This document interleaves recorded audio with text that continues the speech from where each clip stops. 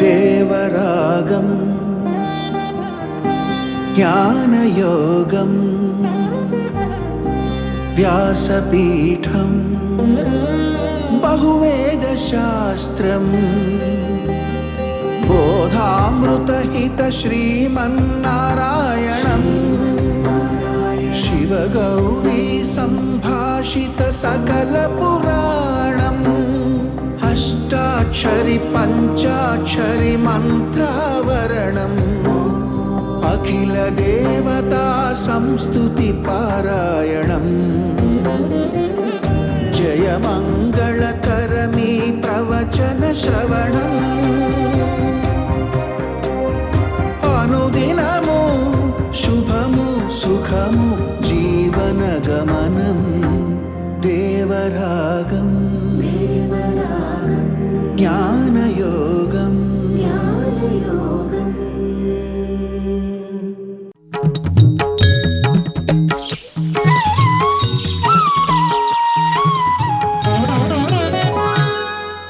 ఆపదామపహర్తారం దాతారం సర్వసంపదాం లోకాభిరామం శ్రీరామం భూయో భూయో నమామ్యహం.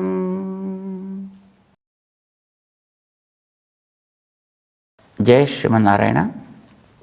ప్రియ భగవద్బంధువులారా, జీవుడి యొక్క గతిని గురించి ఉపనిషత్తులు చాలా విస్తృతంగా చర్చించాయి.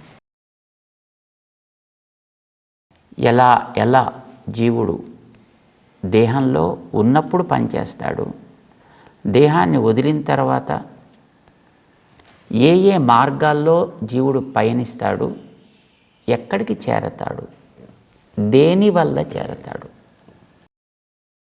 ఇలాంటి విషయాల మీద ఋషులు చేసినటువంటి పరిశోధన చాలా అద్భుతమైనటువంటి పరిశోధన. దాన్ని అనేక విద్యలు అనే రూపంతో మనకి వేదాంత శాస్త్రంలో ఉపదేశం చేస్తారు.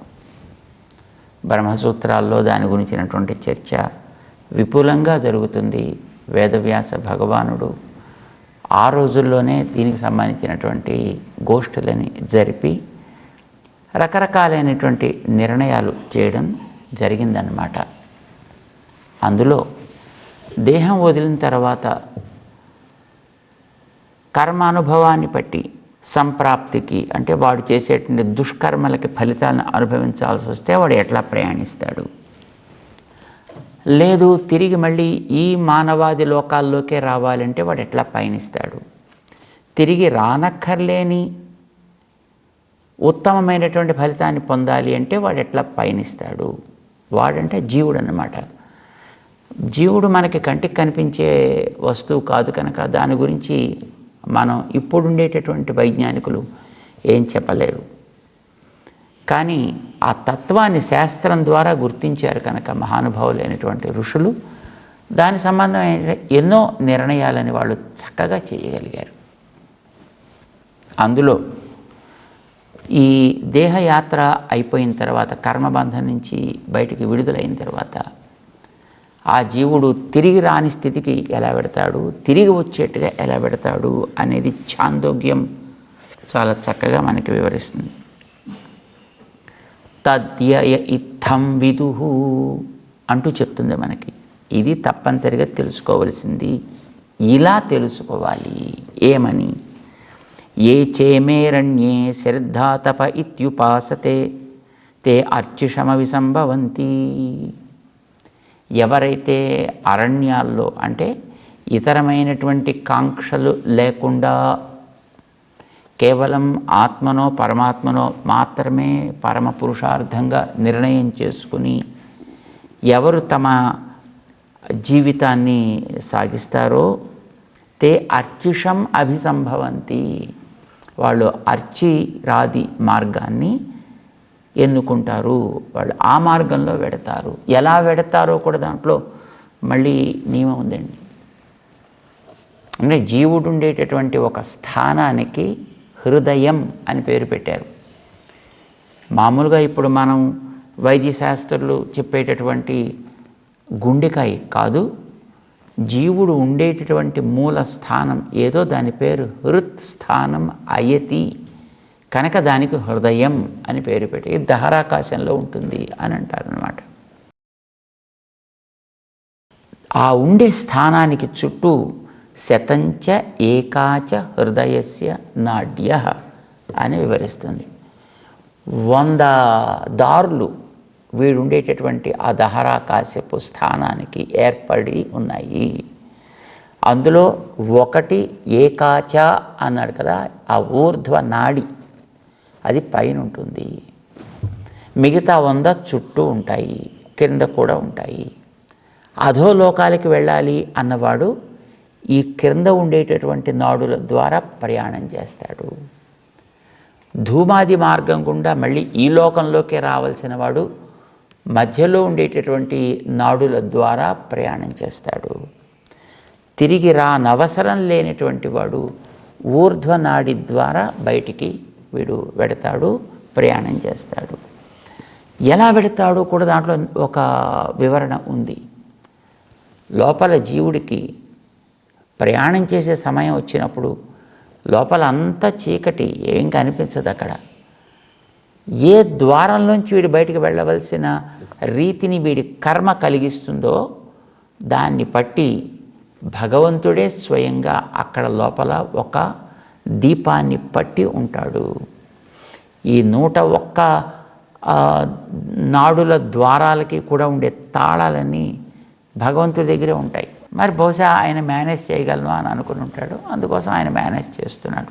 ఇప్పటిదాకా అందరికీ అట్లానే మేనేజ్ చేస్తున్నాడు ఆయన. వీడు వెళ్ళాల్సినటువంటి ద్వారం ఏది అనేది ఆయన చేతిలోనే రిమోట్ ఉంటుంది కనుక ఆ వెళ్ళేటటువంటి ఆ క్షణానికి ఆయన అక్కడికి చేరి ఏ ద్వారం తెరవాలో ఆ ద్వారాన్ని ఓపెన్ చేస్తాడు ఆయన. ఆ ద్వారాల్లోంచి జీవుడు బయటికి బయలుదేరాల్సి ఉంటుంది. సరే, ఇంకా బయలుదేరిన తర్వాత ఎక్కడెక్కడికి వెళ్ళాలి అంటే నిర్ణయం అన్నమాట. మనం చూడండి, బయలుదేరడం, గమ్యం చేరడం, ఇవి 2 ప్రధానం అన్నమాట. అంటే నువ్వు బయలుదేరేది ఎట్లా బయలుదేరుతున్నావో తెలియాలి, గమ్యం ఎక్కడికి చేరాలో నీకు స్పష్టంగా తెలియాలి. మిగతాదంతా మార్గమధ్యం దాంతట అది నీకు ఆర్గనైజ్ అవుతుంది. అట్లానే ఎవడైతే నేను తిరిగి రానవసరం లేనటువంటి స్థానానికి చేరాలి అనే ఉద్దేశ్యంతో వాడు తద్రూపమైనటువంటి ఉపాసనని చేస్తాడో అలాంటి వాడు తే అర్చిషం అభిసంభవంతి. వాడు అర్చరాది మార్గంలోంచి, అంటే వాడికి పైన లైట్ వెలిగిస్తాడు, అన్నీ అక్కడ ద్వారం తెరుచుకుంటుంది. జీవుడు దాంట్లోంచి నిష్క్రమిస్తాడు. నిష్క్రమించినప్పుడు కూడా ఉండి తీసుకువెళ్ళేది కూడా ఆయనే. భగవంతుడే మన వెంట ఉంటాడు, భగవంతుడే మన నడిపిస్తాడు, భగవంతుడే మన తీసుకువెళ్తాడు. ఎక్కడికి చేర్చాలన్నా ఆయన చేర్చాల్సిందే. మనకంటూ మళ్ళీ వెళ్ళి చేరడం మధ్యలో టికెట్, వీసా, ఇమిగ్రేషను, ఈ హడావుళ్ళు మనకేం అక్కర్లేదు. మనం హాయిగా ఉండడం అంతే. ఇందులోంచి బయలుదేరితే మళ్ళీ చేర్చేంతవరకు ఆయనే బాధ్యత తీసుకు, తర్వాత కూడా లోపల ఉండి ఆయనే చూసుకుంటాడు. కొంతమంది ఇతరమైనటువంటి కోరికలు కోరేవాళ్ళు ఉంటారు. వాళ్ళు ఏమవుతారు అనేది కూడా మళ్ళీ అక్కడే, అధయ ఇమే గ్రామ ఇష్టాపూర్తే దత్తం ఇత్యుపాసతే. వాళ్ళు అరణ్యంలో తపస్సు చేస్తారు. అరణ్యం అంటే భగవంతుడు, భగవంతుడిలో తపస్సు చేస్తారు వాళ్ళు కనుక వాళ్ళు అలా పెడతారు. రెండోవాడు గ్రామే తపః.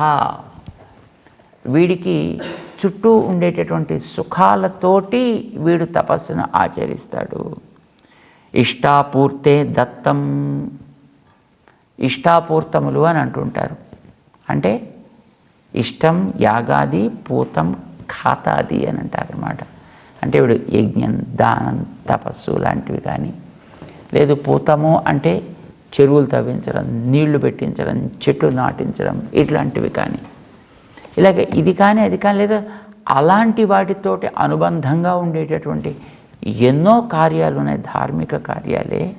అలాంటి వాటిని వేటినైనా వాడు ఆచరిస్తూ అలా కనుక వాడు ఉపాసన చేసినట్టయితే తే ధూమం అభిసంభవంతి, వాడు ధూమాన్ని పొందును. ధూమం అంటే ధూమాది మార్గాన్ని వాడు అవలంబిస్తాడు. వాడి కోసం పక్కన ఉండేటువంటి ద్వారాలు తెరుచుకుంటాయి, అందులోంచే వాడు బయటకు వస్తాడు.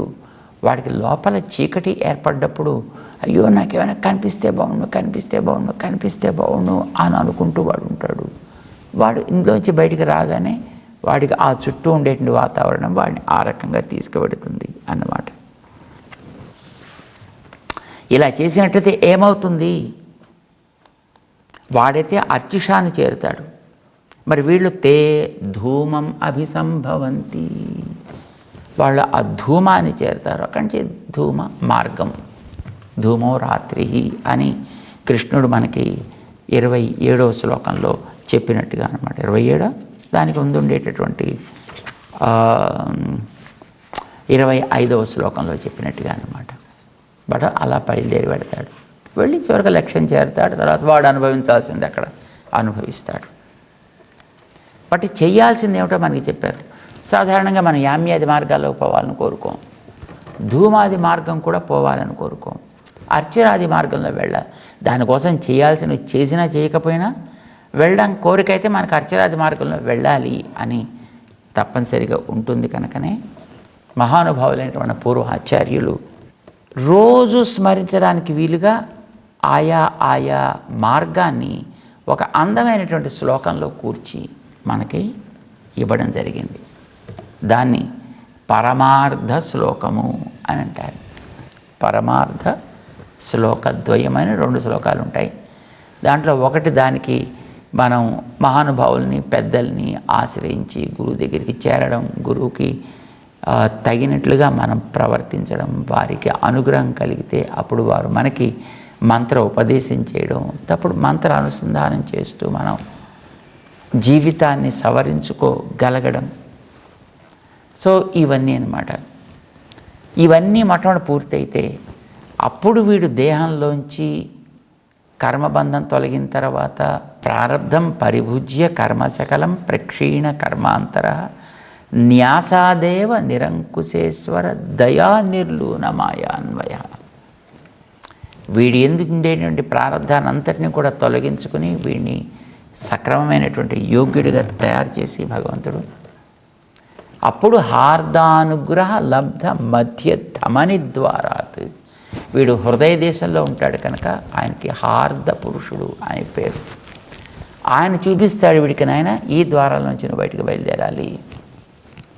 మధ్యధమని ద్వారాత్ బహిర్నిర్గత, ఇందులోంచి వీడు బయటికి రావాలి. వచ్చిన తర్వాత 12 లోకాలు ఉంటాయి. వాటిని లోకం కింద నిరూపించారు. ప్రయాణం అన్నారు కనుక మనకి అక్కడక్కడ కొన్ని జంక్షన్స్ ఉంటాయి. ఆ జంక్షన్స్ కింద చెప్తే మనకు సులభంగా జ్ఞాపకం ఉంటుంది అని. కానీ అవి నిజానికి జంక్షన్స్ కాదు, ఆయా యోగ్యతని జీవుడికి కలిగించేటటువంటి ఒక స్థానాలు అన్నమాట. జీవుడిని ఒకసారి పరంపదానికి తీసుకువెళ్ళాలి అని అనుకుంటే ఎంత థరో స్కానింగ్ అండ్ సెక్యూరిటీ ఉంటుంది అనేది మనకి తెలియాలి.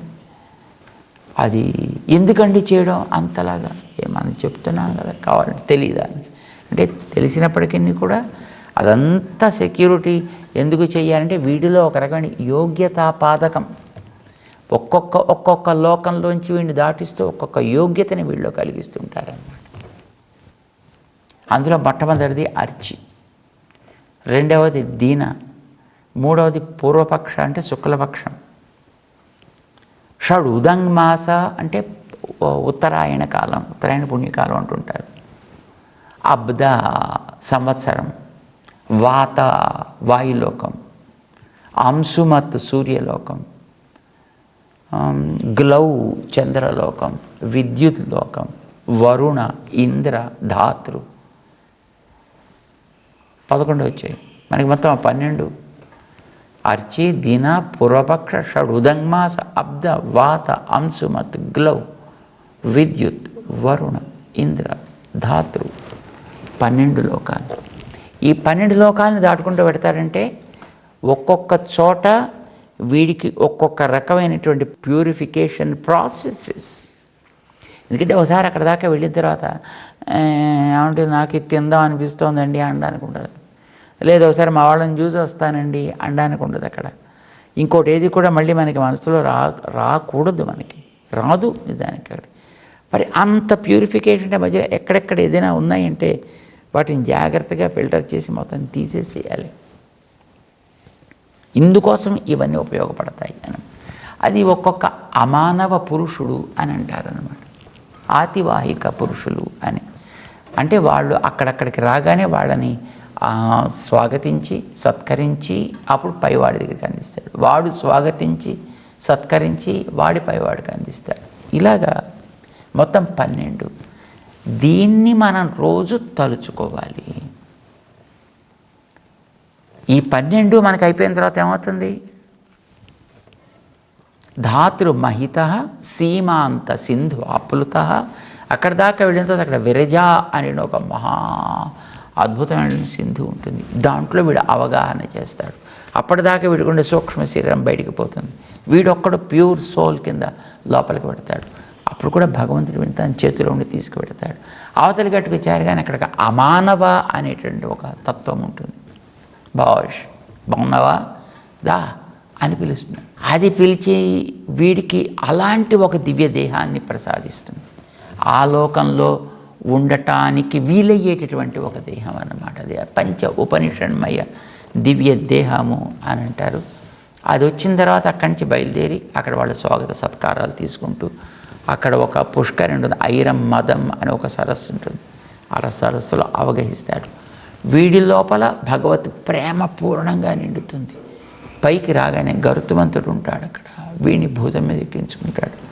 ఇక ఆ గరుత్మంతుడు వీడిని తీసుకుని జాగ్రత్తగా లోపలికి వెళ్ళి భగవంతుడిని దర్శించి ఇలా వచ్చామని ఆ భగవంతుడు ఏమైనా ఇస్తే భగవంతుడికి సంతోషం అయితే ఓకే అంటాడు, లేకపోతే ఆపేస్తాడు. అక్కడి దాకా వెళ్ళిన తర్వాత అక్కడ ఉండేటువంటి భగవతత్వాన్ని దర్శనం చేసి ఆ భగవతత్వాన్ని చూసి ఆనందంతో పులకాంకిత గాత్రుడైపోయి ఆయన దగ్గర సాష్టాంగం పెట్టి ఆ తర్వాత ఆయన్ని చూస్తూ అలా ఉండిపోతే వీడికి ఏదో మాటలు రావట్లేదు, పాపం మాటలు వచ్చేట్టు చేద్దాం తన శంఖాన్ని తీసి వీడికి తాకించి ఎవడోయ్ అని అడుగుతాట ఆయన. అప్పుడు వీడు వాడికి సమాధానం చెప్తాడు, నేను అహం బ్రహ్మాస్మి. ఎంత బాగా చెప్పావోయ్ అని తన పాదాన్ని చాపి వాడి పాదం ఈ పాదం మీద వేసేట్టు చేసుకుని వాడిని తీసుకుని తన ఒడిలో పెట్టుకుని తాను ఆనందించి అమ్మవారికి ఇచ్చి అమ్మవారు ఆనందిస్తే మళ్ళీ తను తీసుకుని ఈ రకంగా తన లోపల నుంచి మళ్ళీ ఒక్కసారి తన పాదంలోంచి వాడు బయటికి వెళ్ళేటట్టుగా అక్కడి నుంచి మళ్ళీ ప్రవాహంలో ఎక్కడి నుంచి వచ్చాడో మళ్ళీ అక్కడికి వెళ్ళిపోతాడనమాట. ఇది ఒక అద్భుతమైనటువంటి అనుభూతి. ఇదేదో శాస్త్రం ఒక పక్కన ఉన్నప్పటికీ కూడా ఇది అద్భుతమైనటువంటి ఆనందాన్ని ఇచ్చేటువంటి అనుభూతికి సంబంధించిన విశేషం అన్నమాట. ఇది తప్పనిసరిగా మనకి కలుగుతుంది. కానీ ఎప్పుడు యోగి భవ అర్జున ఆయన చెప్తున్నాడు అర్జునుడితోటి, నువ్వు చక్కగా యోగివి కావాయా, ఈ మార్గాన్ని తలుచుకునేవాడివిక బాగా నువ్వు స్మరించగలిగితే నీకు అదే నిరంతరం నువ్వు స్పృహలో ఉన్నా స్పృహలో లేకపోయినా నీ ఆలాపన అంటే తెలియకుండా నా నోట్లోంచి బయటకు వచ్చేటువంటి శబ్దం అన్నమాట. దాని కింద మారిపోతుంది ఆ భగవంతుడి యొక్క దివ్య అనుగ్రహం. అది జరిగింది అని అంటే బస్ ఇంకా నీకు చేయాల్సుకోవాల్సినట్టు ఏం లేదయ్యా.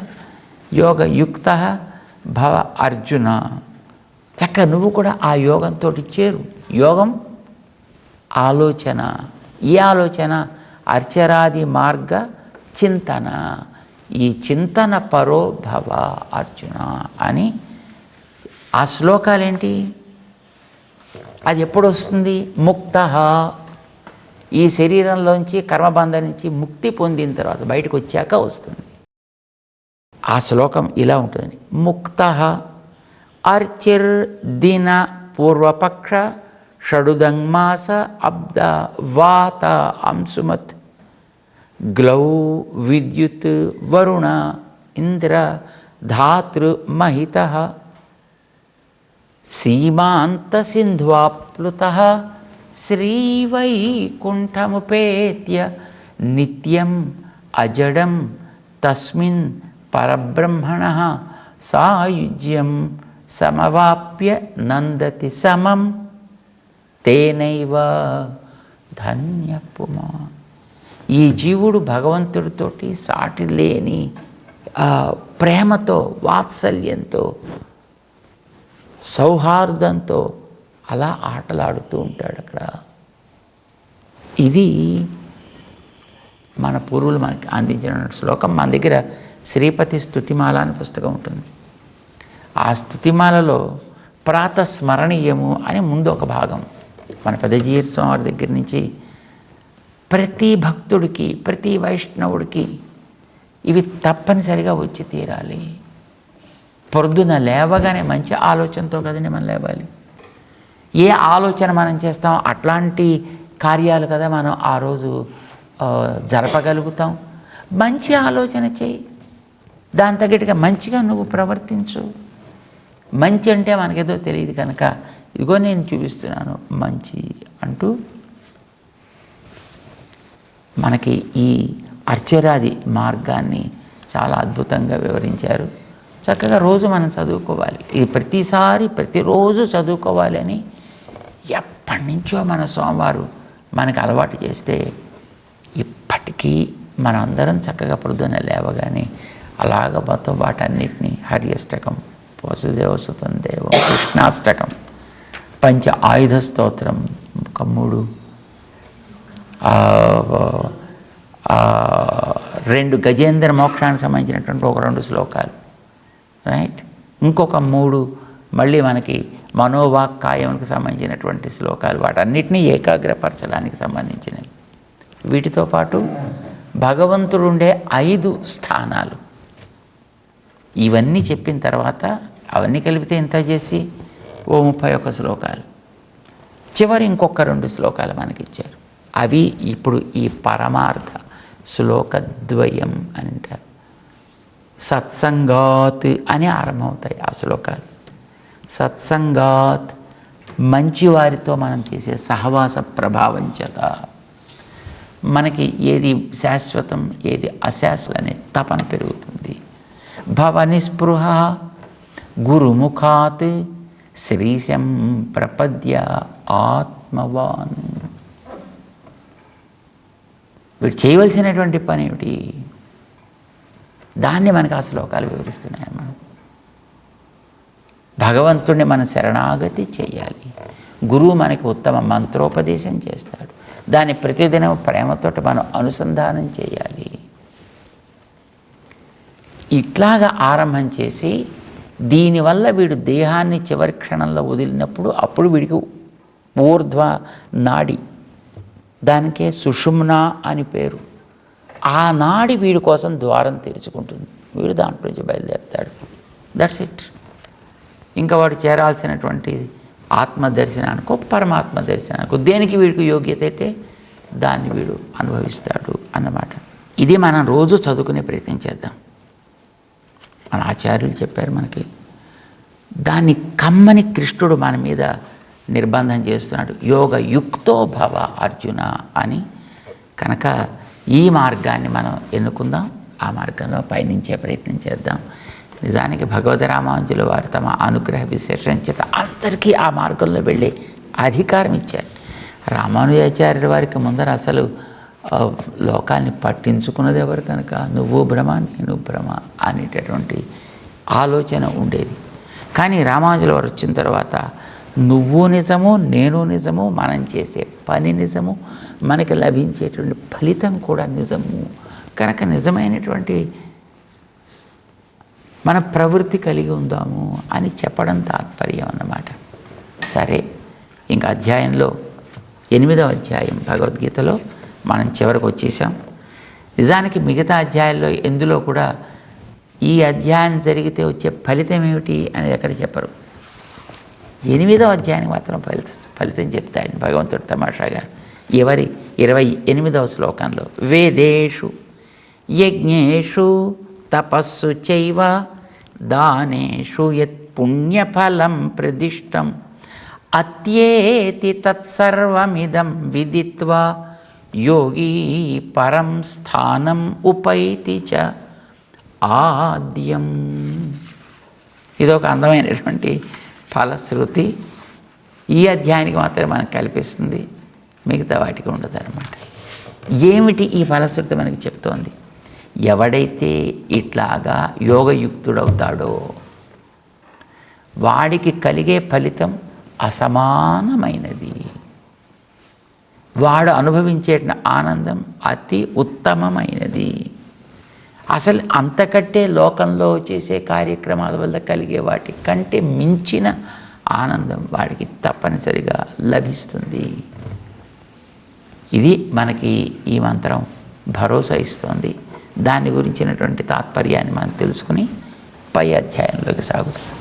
జై శ్రీమన్నారాయణ.